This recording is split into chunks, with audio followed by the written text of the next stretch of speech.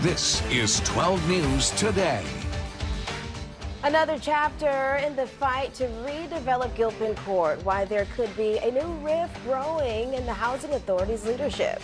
It's the official kickoff of election season with early voting starting here in the Commonwealth. We have everything you need to know to make your voice heard.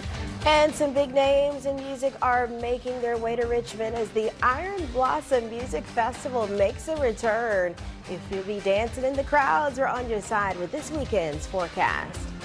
It is Friday morning. We're so glad you're starting the day with us here on 12 News Today. It's 6 a.m. I'm Ashley Hendricks. And I'm Sarah Bloom. We are so glad to see you here to start the day. We're doing okay. Yeah, no major crashes, but Andrew, you've got something cool and you're kind of like geeking out on it. It's all right. We love it. You don't have Let's to say get to kind it. of. You don't have to say kind of. Okay. You just You're say totally geeking out. Full out. on. Just soften it all. Venus and the moon are at conjunction. And what's cool about this is that these are the two brightest things in the night sky, brightest non-man-made things. And so there's the moon and that's Venus. And now it's, I think, high enough. And we at this time of year have another 45, 50 minutes when you might be able to see it. I mean, this is super easy to see.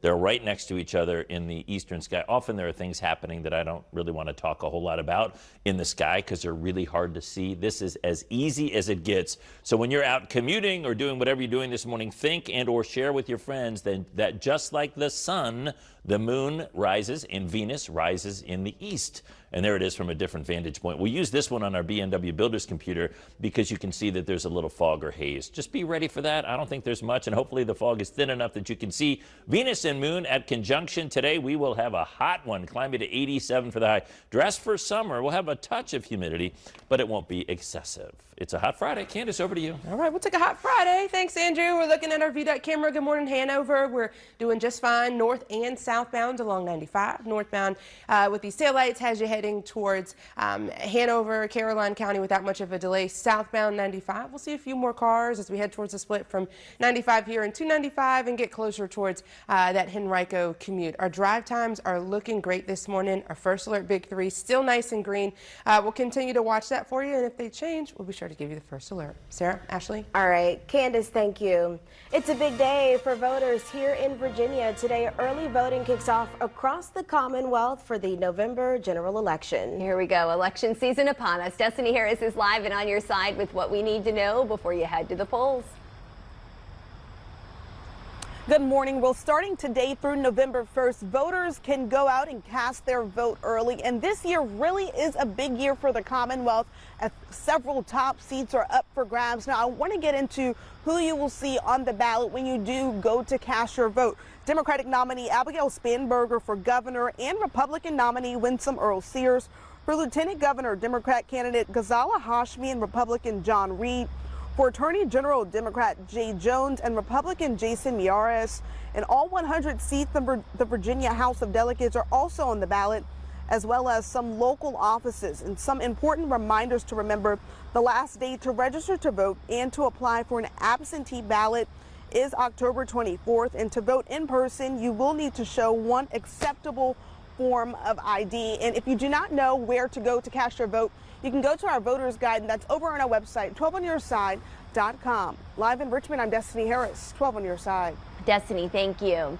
And a new Wasson Center poll shows how the governor's race is shaping up. Democrat candidate Abigail Spanberger is leading Republican Winsome Earl-Sears by 12 points. 8% of voters say they are undecided. Democrats also lead in the race for lieutenant governor and attorney general. The biggest concern for Virginia voters: cost of living and inflation.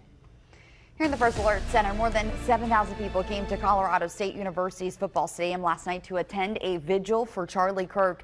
We know that conservative activist was shot and killed more than a week ago during an event in Utah, and a very similar scene up north in Boston as well. Take a look here. More than 1,500 people came to honor Kirk at Boston Common, and vigils have been held all across the country since his assassination. His widow, Erica Kirk, was officially named as CEO of Turning Point USA by the group's board. Charlie Kirk co-founded Turning Point USA back in 2012. The group is credited with energizing the youth vote in Donald Trump's 2024 presidential election victory. And Kirk was fatally shot during an open-air event on campus of Utah Valley University back on September 10th. 22-year-old Tyler Robinson has been charged in his killing. Meantime, Kirk's funeral and public memorial service will be scheduled for this weekend. That's going to be Sunday at State Farm Stadium in Glendale, Arizona. Ashley. All right, Macy, thank you. Today is National POW MIA Recognition Day. It honors the sacrifices of American service members who were prisoners of war or went missing in action. So flags will fly at half-staff across the state.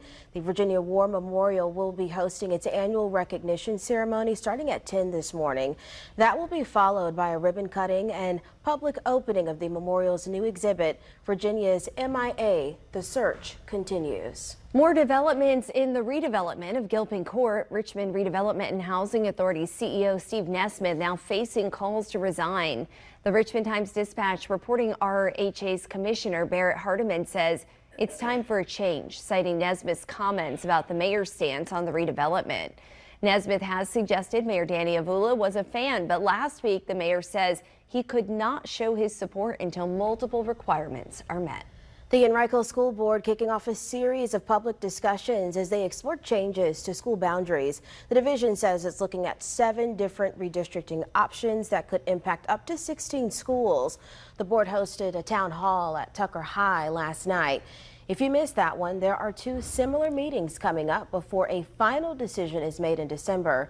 Families can also fill out an online survey. You can find those details on 12OnYourSide.com. If you're looking for some frightful fun, Kings Dominion's Halloween Haunt opens today. The yearly tradition is back. There are 6 haunted mazes and new scare zones, as well as trick-or-treating and costume contests for the little ones.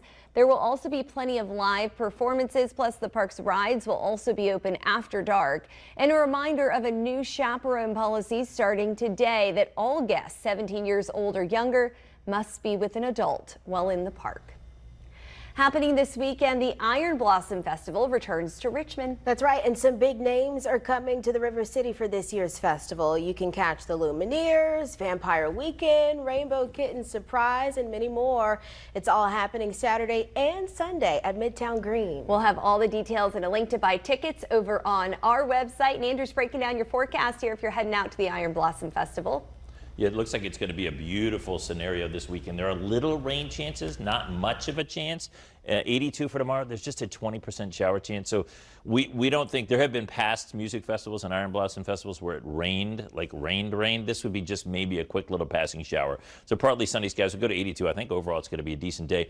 Then on Sunday, although there will be clouds in the morning and a 20% rain chance, 77 for the high. It'll be a cooler and I think a little bit more comfortable day as we'll get tons of sunshine after midday on Sunday. And if you're headed to the pool today, or if you have a friend or family member with a pool that's still open, you want to maybe hit them up with a text message this morning and tell them you'll be headed over after work or after school. Look at the forecast here. 1, 83, 86 at 4. This is a pool day if you have one to get to with light winds. It'll be a bit on the humid side as we heat up. Along the bay, it could be in the low 80s, and near the coast, we're headed to about 90. Near the mountains, we're headed to near 90. One thing you'll notice, if you remember last week and how crisp and dry it was, we're going to have slightly humid air in place for the next week or so. It's not like it'll feel as crisp as it did to start the month. It almost felt like October. Now it just kind of feels like a warm pattern in September. Little rain chance tomorrow, again, from 1 to 4 to about 20%. We'll look at that on the maps in just a few. Candace, what are you tracking? Yep, so we are looking at your commute here, 95 in Chester. We were hearing reports of a disabled vehicle. I haven't been able to locate it on our VDOT camera. That doesn't mean it's not there, just may be out of our vantage point. But traffic seems to be increasing a little bit here. Headlights heading northbound towards the city, so just be mindful of that. You could have a disabled vehicle partially blocking lanes or just even on the shoulder, but we also are picking up some volume on that northbound side as we head into Richmond. So between our Crater Road and Downtown Expressway exit, we're still sitting nice at a 21-minute commute. Sarah? All right, Candace, thank you so much.